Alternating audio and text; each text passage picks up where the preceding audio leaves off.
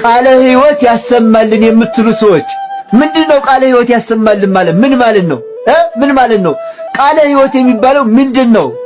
እርግጠኛ ነኝ አብዛኞቻችን በልምድ እንላለን እንጂ ምን እንደሆነ አናውቀውም። የምታውቁትን ግን አይደለም። እኔ ለማያውቁት እህቶቼና ወንድሞቼ ነው የምናገረው። እነግራችኋለሁ። ቪዲዮውን አምስት ጊዜ ኮፒ ሊንክ አድርጉልኝ። ሼር እያደረጋችሁ ደግሞ ለሁሉም በማዳረስ ላይክ አድርጉና ጀምሩት። ቤቱን ደግሞ የመደመር ምልክቷን ተጭናችሁ ፎሎ አድርጉ። ቃለ ሕይወት ያሰማልን ማለት ቀጥታ ትርጉሙ የሕይወት ቃልን ያሰማልን ማለት ነው። ያ የሕይወት ቃል ግን ምንድነው ካላችሁኝ ክርስቶስ በፍርድ ቀን ኃጥአንን በግራው ጻድቃንን በቀኙ ያቆምና ለጻድቃን እንደዚህ ይላቸዋል፣ እናንተ የአባቴ ቡሩካን ዓለም ሳይፈጠር የተዘጋጀላችሁን መንግሥተ ሰማያትን ትወርሱ ዘንድ ኑ ይላቸዋል። የሕይወት ቃል ማለት ይሄ ነው።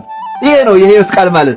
ስለዚህ ቃለ ሕይወት ያሰማልን ስንል ምን እያልን ነው? የአባቴ ቡሩካን ኑ የሚለውን ለጻድቃን የሚነገረውን ቃል ያሰማልን እያልን ነው ማለት ነው። ሁላችሁም ከዛሬ ጀምሮ እንድታውቁት እወዳለሁ። ሁላችሁም ኮመንት ላይ ቃለ ሕይወት ያሰማልን እያላችሁ ጻፉ። ከዚህ የበለጠ ምንም አይነት ምርቃት የለም፣ ምንም አይነት ምርቃት። ሌላ ደግሞ የምስራች የምነግራችሁ የዘላለም ሕይወት ሚዲያ የሚል አካውንት የቲክቶክ አካውንት ሌላ ማለት ነው ከፍተናል። በሱም የሚገራርሙ ልታውቋቸው የሚገቡ ነገሮችን ያው ማቅረብ ዛሬ ጀምረናል ማለት ነው። እየገባችሁ ፎሎ አድርጉ፣ ተከታተሉ። አካውንቱን ከስራ አስቀምጬላችኋለሁ። ቢያንስ